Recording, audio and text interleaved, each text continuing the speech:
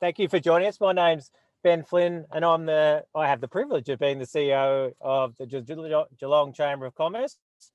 And I'd like to welcome you all today to what I think is our 18th webinar in the last 6 months. So we've really been getting through quite a lot and had some great guests. Today we're covering off secrets of success with our Geelong Business Excellence Awards winner, and we've got some fantastic people joining us, and some other winners who will be in the breakout groups as well. So we've tried to bottle up that fantastic feeling that we had in the middle of October, and give you access to people who can help you with your business and maybe give you some insights as well. Before I go any further, I'd like to acknowledge the Wathaurong traditional owners of the land upon which we stand today, the respective areas on which you all gather, and all Aboriginal and Torres Strait Islander people who are part of the greater Geelong community. I pay our respects to their elders, past, present, and emerging. And that's particularly important this week being NAIDOC week. So thank you for that. I'd also like to thank our webinar sponsor, Telstra, our monthly premium sponsor, the Bank of Melbourne, SC Technology, our platinum partner, and all of our corporate partners and members. And it'd also be remiss of me at the moment not to thank LBW Business and Wealth Advisors and Deakin University as our naming rights sponsor for the awards, as well as all of our category sponsors and partners for the awards. Without you, we couldn't have made October the 15th such a success, and it truly was an outstanding evening. Today's going to be a little bit different. We're going to interview the 4 guys, and I'll introduce them in a second, and then we'll break out into 15-minute groups where you can meet some of the other Business Excellence Awards winners who have joined us as well, including our panelists. I'd like to first welcome James Murphy, Director of Seal Dolphin Swims. Welcome, James. How you going? How's it? Very good, James, very good. I'd also like to welcome Penny Whitehead, Deputy Director, Development and Commercial Operations at Geelong Gallery. Welcome, Penny. Thank you. Hello. I'd also like to welcome Michelle Lovell, Guest Experience and Sales Manager at Adventure Park. Welcome, Michelle. Jake Mundy, owner and co-founder of Custom Neon. Welcome, Jake. Thanks for having me. It's good to be here. You're welcome. You're welcome. I'll start with you, James. I was saying before we got online that you deserve to be initiated into our Hall of Fame. The first person to ever win 3 awards on the night for our Geelong Business Excellence Awards, and I'll name them for everyone. Young Entrepreneur of the Year, sponsored by Deakin University. Tourism and Hospitality Award winner, sponsored by Tourism Greater Geelong and the Bellarine. And Business of the Year, sponsored by LBW Business and Wealth Advisors. James, what's your secret been since 2017 in purchasing the business? Yeah, there's been a lot. Thanks so much. Honestly, I was pretty shocked. It was pretty huge, pretty big. We've been doing a lot though. There's a few main things that we really looked at. One of the points of view I've had, I've always wanted to improve. So with everything we're doing, whether it's staff, processes, systems, equipment, whatever services you're offering, I've sort of taken that motto to always continually seek improvement. So in everything we do, we're always doing our best to grow and identify new opportunities. You know, we really celebrate a weakness as an opportunity culture. So when something doesn't quite line up the way you'd like it to, we use that as a way of growing. One of the other big ones too is to really, so that's one of the focuses. One of the others has just been to try to do more than just run a business. We're in a really unique opportunity. We've got a really unique opportunity in that the services we provide are life-changing for some people. You know, I've countless times seen people brought to tears with, you know, the interactions. It's stuff. It can be difficult to put into words. You know, it sort of moves you. So, being privileged to be able to provide that, I've really sort of feel this responsibility that you know, we've got to do more than just run a business here. In the last 12 months especially, we sort of went beyond just, you know, providing you know, bonus services for like last wish patients and, you know, cancer patients and kids and troubled youth and all that.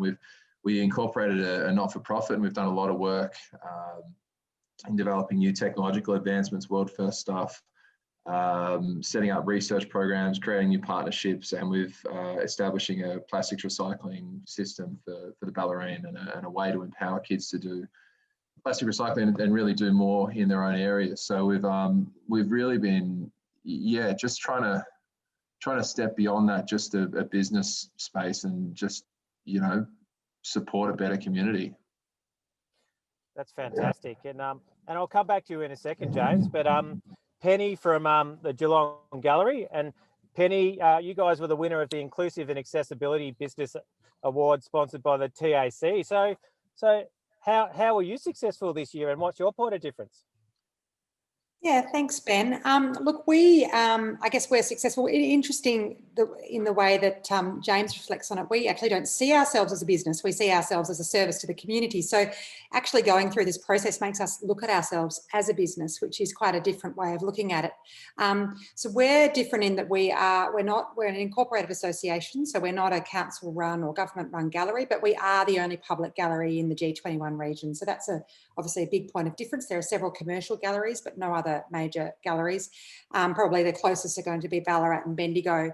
But our key point of difference is what we do is providing people with experiences of the visual arts, whether it be through Australian landscape or printmaking, or more importantly, the evolution of Geelong and the history of Geelong through the visual arts. But we also provide a really important education program, access programs for people with disability, and an opportunity to have more education around First Nations culture as well. Yeah. Amazing. And no doubt, Michelle from Adventure Park, no doubt you consider yourselves a service to the community by entertaining our kids for a day and giving teachers and parents a break. But Michelle, you were the Regional Business Award winner, sponsored by the Victorian Chamber of Commerce. And tell us what's going on at the Adventure Park at the moment. Yeah, well, we've had a really challenging period, not knowing when we're going to be open. We are very excited now to be able to plan towards November 23rd, though. We have now been informed that as Victoria moves into last step, is when the amusement park industry is going to be able to start to function again. It's been tricky. We've been lumped into very weird categories over the period. We were in with casinos and bingo parlours there for a while. And anyway, our industry advocates have done their job, and we're out of that category now, and we're just waiting on capacity limitations, but we will be opening. So that's exciting. Yeah, it's just moving now into, I guess, that next stage, and embracing our region. Like all of our customers, particularly our local customers, have been on the phone daily, just wanting to know when we're opening and when they can come and visit again. So that's really great. And would you usually have been open by now? Yeah, so we usually open Melbourne Cup weekend, so it hasn't been too long, which is great. We haven't missed out on too much. It's more having not known until literally yesterday that we can open. So the planning now is just full speed ahead. So you're dusting off the tornado and getting ready for a multitude of families coming through? Oh, look, there's been talk today of us personally dusting it off. It's such a beautiful day, but we will absolutely be ready to go. Fantastic. And how about you, James? What effect have you had on your operations, and when are you looking to get back in the water? We actually, sorry, my hair.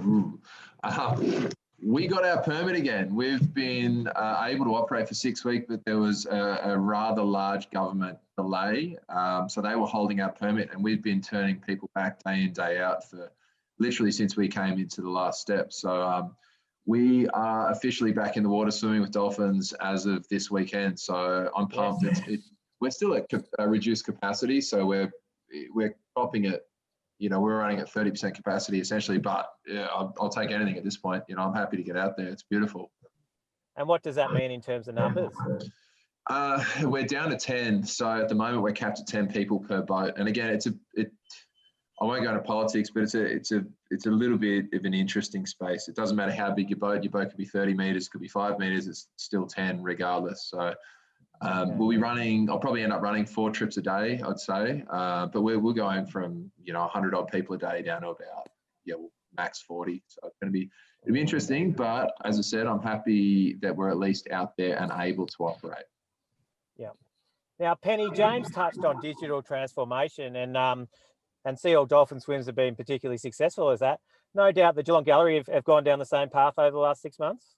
We have been delivering our exhibitions with 360 tours, so people can essentially walk through the gallery and view the exhibitions. And look, we'll continue to roll that out. What we've seen in the last 7-8 months since we've been closed, and we open tomorrow, what we've seen is a real change in our audiences. So whether it be for our programs, we've had life drawing, people zooming in from Perth and Newcastle to our programs, which of course normally a life drawing class would be in the gallery. So that would be limiting people from Perth. So that's been great. We've seen a real change in our audiences. The virtual tours are the same, but really just running everything we can. We've been doing all our school programs online as well. So it's been a real change to how we run our organisation, which I think will continue in some ways. There'll be a bit of a hybrid model. Now, Jake, this is a great segue into you. Jake Monday from Custom Neon. So you won the Digital Engagement Award sponsored by Webforce 5, Jake, and tell us a little bit about how you've adapted and built on your digital presence. Yeah, so we do custom neons all over the world, and I guess while we won that award, we have built an online tool that you can create a neon sign online. You type in exactly what you want. You can pick your colours, pick your fonts, and pick your sizes, and essentially check out. And kind of found a gap in the market there. There's not other neon companies that offer that. A bit better to do it instantly. You have to email in for a quote, and now I guess the market leaders, not only Australia but now the world, in terms of making neon signs. And tell us a little bit about your story. You're one of those great stories of sort of starting in the shed and now being an international success, aren't you? Yeah, that's right. I don't know why, but I wanted to buy a sign for my son Jagger. He was 3 months old, and just started doing some research on neon signs, and essentially found it very hard to find. There was some at 1,000, there was some at 500, and I bought one for 350. Just found it a frustrating process.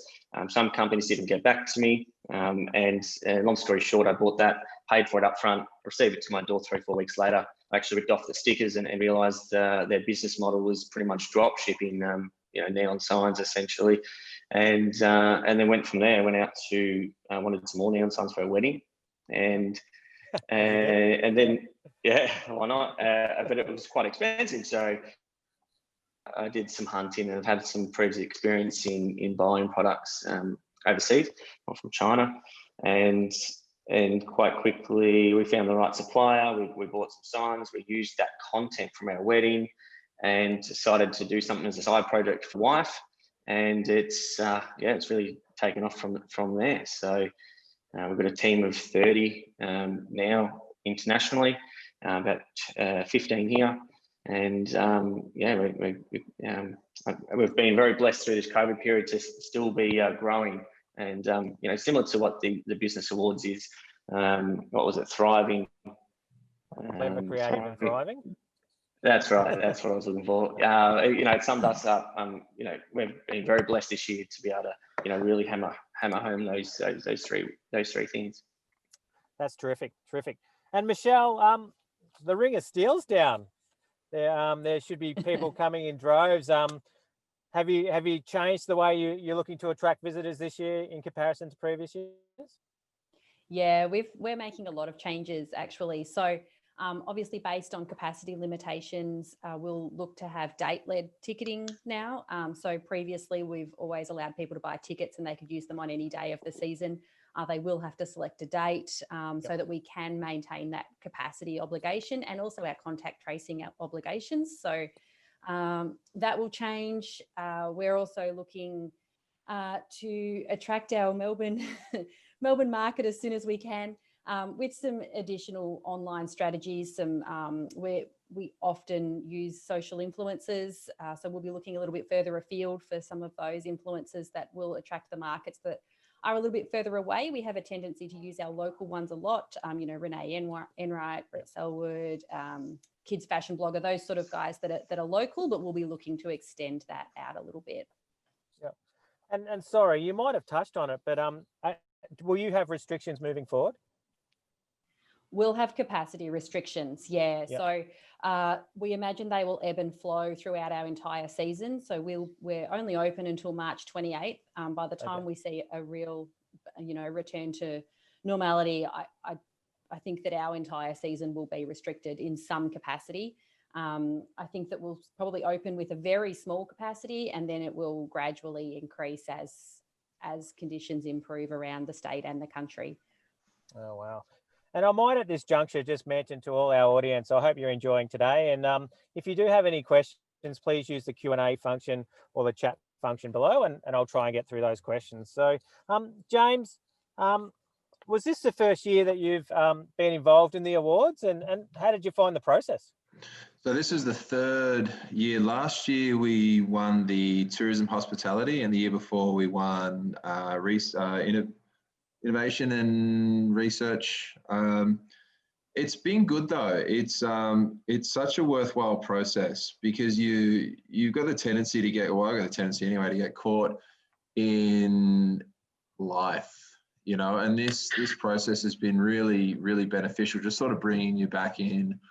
And even it's funny, like reading through submission year after year, seeing some of the stuff, and some of the stuff can fall away, and you don't even mean for it to happen. Just like the little 1% here and there, and you go through last year's submissions, and oh yeah, that's what happened to that, and you can bring this stuff back, and it's been really good. So I mean, a lot of time goes into it, but definitely gets better. It gets easier, I think. I shouldn't say easy. Nothing's ever easy. There's a lot that goes into it, but you start to understand the process a little more as you go on. And how did you feel that the process changed this year, but needing to do the online interviews, for example, and how does that compare? Yeah, that was for me. I'm big on energy. I'm big on being places. I'm as I said earlier in the thing, like technology is not my thing. So I felt at a disadvantage naturally. I sort of coming from a sales background, you're working with people. You can read body language. So you got energy there. So it was really different not being in that space. And I don't know. It was a tricky one. I was pretty happy that we came out the way we did, because I felt like, especially with a young entrepreneur, I could have done a lot better in person. I just sort of, I don't know. It's just technology is not, me and technology don't really mix that well. So, but we're still here, so we got there. Well, given it is Spring Carnival, you might need to be carrying extra weight, given you've won 5 awards in 3 years next year, if you decide to enter. It's it might be time to give someone else a go. Someone like Penny, for example, to build on this year's Inclusive and Accessibility Award. Tell us a little bit more around the TAC award and why you guys were so successful in that space. Yeah, sure. I mean, it was our second year of entering. We won corporate social responsibility the year before. But this is certainly the award that's closest to what we do, we think. And to receive the award is a huge accolade for the whole team. But for us, Inclusive and Accessible is all about the delivery that we have to our community, whether that be our art and memory program for people with dementia or Alzheimer's, not either programs in the gallery or out in nursing homes, our Art and Connect programs, people with disability also in the gallery and in the community. We also, as I mentioned, have a strong First Nations education program. And we're really focused on bringing people into the organisation as well through our Youth Ambassador program, through our traineeships, all focused on children and youth with that have come from disadvantaged backgrounds. So all of those things really kind of come together to really demonstrate our impact on the community and how important the community is to us in this area. And moving to the town hall, a big move, will that give you greater scope to expand some of your programs as well? Yeah, look, once it's happening, then we can really celebrate it. At the moment, the City of Greater Geelong are moving out of the town hall. It hasn't yet. We're still working through the processes to proceed with the business case to seek funding to do that. But absolutely, I mean, a larger space will give us so much more opportunity. I mean, our children's space in the gallery is just a small room, and that's only because it's all we've got. But we can do so much more to promote learning and also the visual arts history of Geelong and design history of Geelong. So it's exciting. Fantastic. And you know, in comparison, the Geelong Gallery's really well regarded, isn't it? You know, it's always been really prominent down here with the Archibald Prize coming down and so many things. I suppose you can grow on that, can't you? Oh, absolutely. And what people don't see is, so we have 6,000 works in our collection at any one time, 3% are on show. So we've got great artwork in the racks in storage and offsite in storage. So that would be fabulous if we could share that with the community of Geelong. In addition, bringing in international exhibitions or huge, you know, what we might call a blockbuster exhibition can't happen at the moment. We don't have storage. We don't have a car park. Artworks come through the front door. Not many institutions around the world will lend to an organisation that's just taking them off a truck and popping them through the front door. So we certainly need a larger and more state-of-the-art gallery to be able to deliver for the city. But definitely the economic benefits of something like the Archibald are huge. All the cafes, retailers in the city really saw the benefits of that. Fantastic. I don't know if we realise how lucky we are to have fantastic resources like the Geelong Gallery. So well done on that.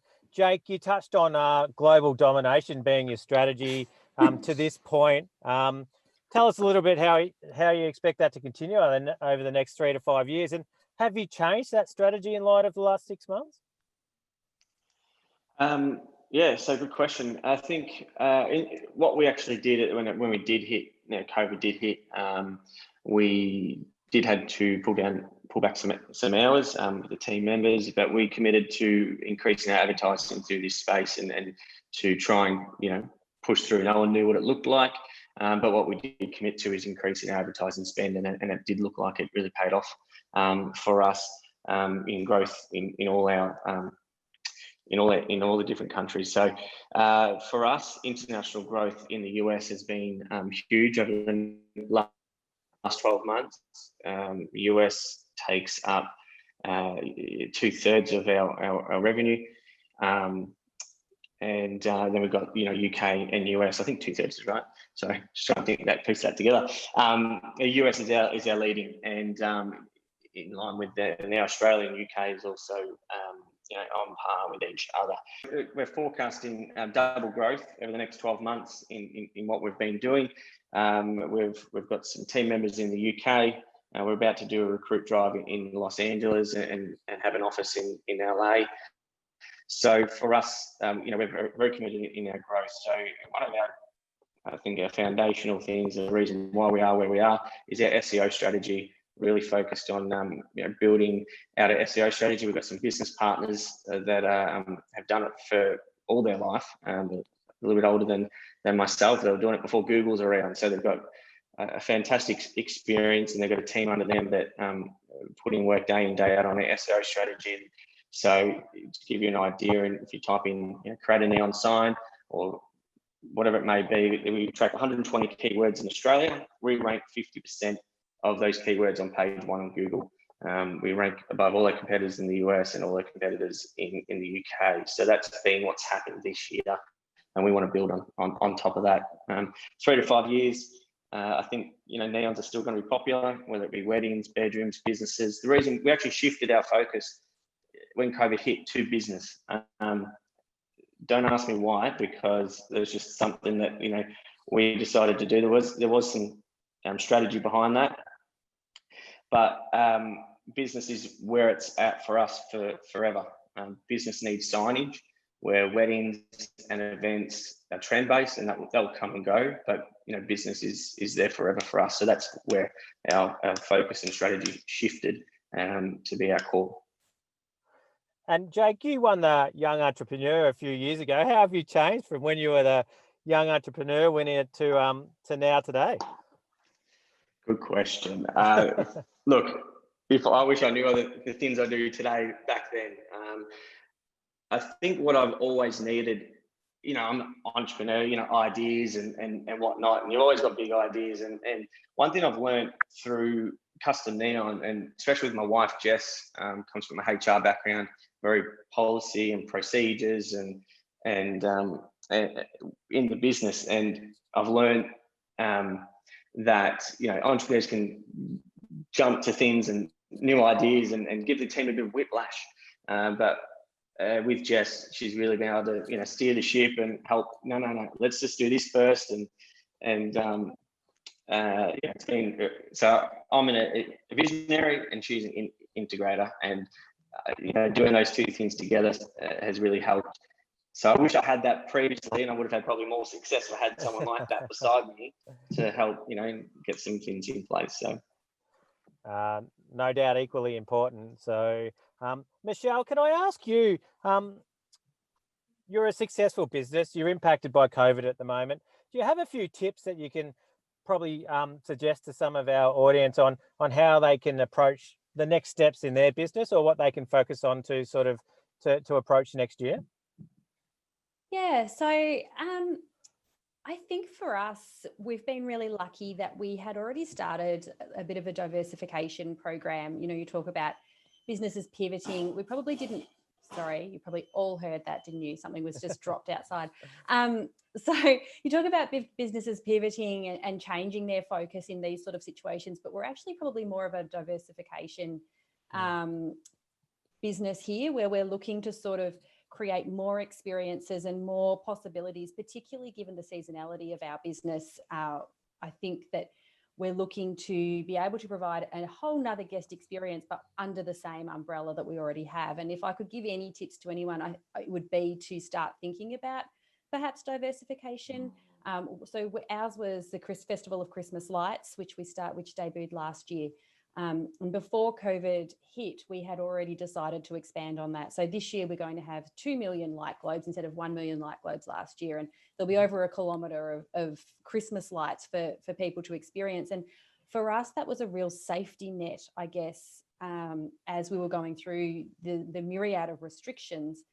Places like the zoo and Sovereign Hill were able to open where we weren't as an amusement park, but we were going to be able to open regardless for our Christmas lights event, because it's a walkthrough experience. So having that safety net for us meant that we knew at least we were going to be able to open for something. Yep. And it meant that we could plan, we could continue to strategize the business, we could continue to employ our team, and continue to have passion in the business, because there was still something to work towards.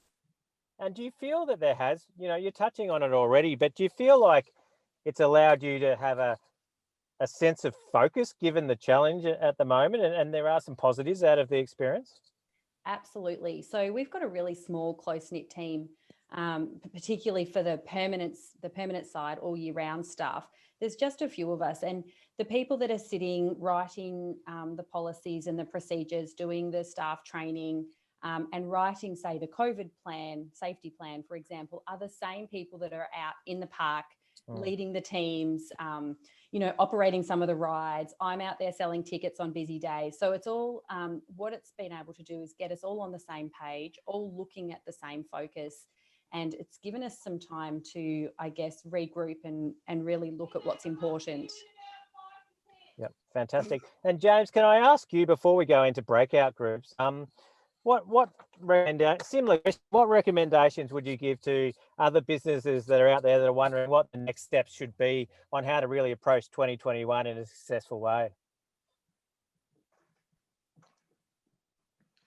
I would be just recommending everybody really try to drop what you think you do and just look at where everything's at. Because I actually just sat through a meeting this morning with the local dive centre. He's stuck in the same spot that I'm in, max capped at 10 people. It used to work, it doesn't work anymore. So it's got to be about looking at it realistically, thinking about, no, I can't do that because this is what I do, this is what I offer. I think if you approach this coming year with sort of antiquated views and lack of flexibility, then you're going to struggle. I think everybody just needs to to really take a step back and just look at stuff and go, okay, right, well, this is where it is. Where's it moving? What can we offer? How do we stay relevant? You know, and yeah, and then hope for a little bit of luck. And long-term planning, or break it down into sort of 3-month chunks, do you think? And yeah, there's got to be a bit of both, but at this point it's so hard to know. Like the tourism, they're talking 3 to 5 years before international gets back to, you know, zero, back to the starting point. So like international stuff's a long game, but it's almost day by day. I think you'd really be working well to be just keeping that long-term goal flexible, but in the short term, I'd be looking short term. I'd be looking monthly almost, you know. And Penny, can I? Oh, sorry, Jad. No, sorry. And Penny, can I finish up with you? Similar question. How should businesses or larger businesses who have a big audience like yourselves, can they be approaching 2021? Yeah, look, it's not easy. We long-term plan. We have our exhibition. We're launching our exhibition program next week for the next 12 months, but we're working 2-3 years ahead. But with the same approach that James, with just an agility that we know that we have to adapt if we have to, if things change. Hopefully they don't. And having that hybrid approach where possible, to have an offering to those from a distance, because there's no doubt that certainly for us as a gallery, our demographic we do have quite an old membership, and visitation can be sometimes of an older age group. So we need to be mindful that they might not want to come back to the gallery for some time, and how we can communicate with them. So it's just having a really broad approach to how we run our business, and being really open to change. Yeah. Can I jump in? Something you said before that I thought was so relevant was talking about the virtual tours. It's such an easy thing. You're talking about businesses, things that they can do. You know, get the 360 camera. They only cost you $200, but if you can put that into, if you can keep your service relevant, or at least in the front of mind, your consumers' mind, through these simple technologies, it gives you such a big advantage, and then push it through your socials or whatever digital platforms you're utilizing. Yeah, it was really relevant, I thought, what you said before. There we go, Michelle. You might have to strap the GoPro on when you jump on the tornado this afternoon. We do actually have on James's recommendation. I've spoken to James before at some VTIC events, and he did recommend that. So we do have a tsunami version VR goggles that the kids can use when we have our outreach events. But it is still an animated version, so it would be really awesome to get a real life one happening. I could come to, we can do it for you. We can demo it. That's fine. You're on. Ladies and gentlemen, thank you for joining us today. I'll just introduce you again properly, so that everyone knows. Penny Whitehead, Deputy Director of Development and Commercial Operations at Geelong Gallery. Thank you for joining us, Penny, and please hang around. Thank you. Yeah, thank you. Michelle Lovell, Guest Experience and Sales Manager at Adventure Park. Thank you, Michelle. Thanks, Ben. Jake Monday, owner and co-founder of Custom Neon. Thank you, Jake. And James Murphy, Director at Sea All Dolphin Swims. Thank you for joining us today. As I said, it's always a real shame that we only have 30 minutes, but we try to keep it that way. And today's a little bit different. Now we're going to go into some breakout groups. And for our audience members, you'll get to meet not just our panelists, but also some other award winners. And just to give you a few examples of the kind of questions you might want to ask them is how their businesses adapted during COVID, what short and long-term strategies they have in place to maintain their success, and maybe ask about how the Geelong Business Excellence Awards as a virtual event ran for them this year and how it all went differently. So Sam, thank you for breaking us out into groups. I hope you really enjoyed that. We're going to do one breakout group, and please, I encourage you to join that. But first of all, I'd like to go around the room and maybe find a couple of people to ask how their experience was in the breakout room. And today I wouldn't mind asking Simon Flowers now to join us and unmute himself. And I'll introduce Simon properly. Simon's a principal at LBW Business and Wealth Advisors, but he's also the chair of our judging committee and has been for many, many years of the Geelong Business Excellence Awards. Thank you for joining us, Simon. Thank you, mate. I was hoping to get out of this without actually talking to anyone and staying incognito, as they say. Well, I dulled it down a little bit. I think last year I referred to you as a legend, And if you remember rightly, so how was your group? Yes, good. So we had Travis from Braille Signs, and Michelle from Adventure Park, and I think it was Irina, who's basically done every job in the world. She was from Lithuania, so she was very interesting of how many transitions of different jobs that she's done over the years, and it was good to it was good to listen to what Travis had to say, and also what Michelle's plans are for her solar panels for the rest of Adventure Park, and using the other 100 acres or something that they don't use at the moment. Wow. Well, very good. And thank you, Simon. And I might invite Julianne. Hello, Julianne. How was your Hi. group? How are you going? Good. How are you? Very well. How was your group? I was a little bit late to the group, and absolutely delighted to be part of the 18th Amendment with Damien. It's one of my favourite places in Geelong, to be quite honest. And I didn't really say that at the time. I was nearly like a bit sort of celebrity shy. I'm not a Geelong born and bred person, and I've found, coming from Adelaide, it's just really lovely to be able to go to some of these other venues and see how much love and care and innovation's being taken. So I was cheering for them on the night and really delighted that that they won, and deservedly so. So I think it's amazing, and can't wait till we don't have to check in and go through all the drama to get into the venues, to be quite honest. Yeah, I think we all agree on that, and we all love 18th Amendment. And I had the pleasure of having Damien's partner from Your Gorgeous, another winner. They had a double win on the night, the family. So that was terrific. So thank you, Julianne. You're welcome. Ladies and gentlemen, we might break out into the final group. Thank you for joining us, and we hope to see you all again soon. Thank you, everyone, for joining us.